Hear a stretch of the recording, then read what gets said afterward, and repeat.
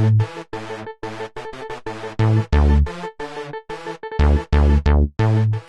everyone, welcome to my channel. My name is Ashim. I did some band resisted deadlifts, then regular deadlifts, and lastly front squats on Monday night. Tuesday was a relatively easier workout, which is something I desperately craved for, and I did some weighted pull-ups and dips, and that's it. For the band resisted deadlifts, I'm using APT Pro wrist straps #1 bands, which are double looped, thereby providing 4 times the tension. All 4 strands are over each side of the bar. I haven't changed any of the weights from last week, but I have managed to add 2 reps in total to the volume. I added a rep to the first set with 150 kilos, for which I did 4 reps this workout, and then I also added a rep on my top set with 175 kilos, which I turned into a double from last week's single. I failed 185 kilos really bad, but I know that in a few weeks I can nail it. I just need to grind it out. If you notice the struggle you will see that the first attempt has the bar failing just an inch or 2 off the floor. But the second attempt is much higher. This is a sign to me that I need to relentlessly pull against the bar and keep attempting rep after rep until my body is able to produce that force I need to lock it out. I can't recall if I've mentioned this before, but I usually do my heavy sets on deadlifts with an augmented grip, left under, right over. But on this second deadlift workout, I always switch this grip because I want to minimize strength imbalance. Now I also have dislocated and dislocatable and genetically loose shoulder joints. So my shoulders are not exactly in line with each other, given the fact that I've had many dislocations on each of these shoulders. It's not a visible flaw and you can't really make out if you see me or anything, but you can see this manifest itself on the deadlifts on this particular workout because I'm going to be switching the grip. So what happens is that the barbell always rotates a bit as I lift it. If you scroll through all my second deadlift workout videos, you will see this glaring flaw come into the limelight. Now, one of the things I focused on today was activating my lats. It's such a small cog in the large machinery of a deadlift, but I think it makes a world of a difference because it adds a layer of stability and control on the barbell, which is something I especially need given the fact that I switched up my grip. So I think the intent is everything. Not all our max weights will look pretty, but we always have the intent to make them picture perfect. And it is because of this intent that we go into a lift that we are shielded from injuries and performance inconsistencies.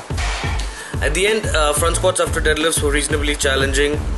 I see all these bullshit motivational posts online about leg day and how training legs is important, blah blah blah nonsense.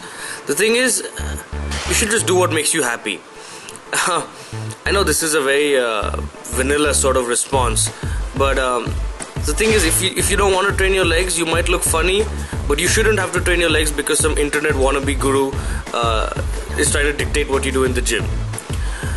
But at the same time, if you're going to it is important to note that as far as strength training goes, what you'd expect from when you hear about bench press specialists and stuff, you think that these guys have got pathetic squats, they don't train their legs. That's not really true. Guys who have big bench presses, who are bench press specialists, may not have proportionately how do I put this? You have guys who are all-rounders. Then you have guys who are specialists. Like take Konstantinovs for example. He has a close to 1,000-pound deadlift and he benches somewhere in the 600s. That's a pretty big difference. It's like 50%. So his bench press is like roughly 50-60% of his deadlift. So this is what you can expect. But when it comes to bench press specialists or guys who are upper body guys, they're not going to be that far off. They might have like a guy with a 600-pound bench press, or let's say a 500 or 400 something pound bench press will have a squat or something in the 500s, or they might even have them in the same 400s, which is again not that bad. So you should do what makes you happy. With that being said, since I do squats each and every single workout, every day is a leg day for me. Tuesday was dedicated to weighted pull-ups and dips. I'm really glad this wasn't too exhausting of a workout, and yet at the same time it was challenging enough. I began the workout with some grip event work with fat grip static holds. I did a lot of volume on that. I moved on from that to weighted pull-ups and then weighted dips at the end. I think I should have switched this up because the stress on my shoulders was too much with the weighted dips. So next week I'll probably just switch the order of the exercises. After this, which was the focus of this workout, I did some light front squats with just 75 kilos just to keep the body moving. I also did some mobility drills for my ankles and for my hips and some glute activation stuff, and also for torso mobility. At the end of my workout, I did all of these small drills, and I'm pretty happy about that. I also did some dumbbell rows with 20 kilos for 20 reps right at the end to get that extra growth in my back. Thanks a lot for watching this video, guys. Really appreciate your love and support. Thank you.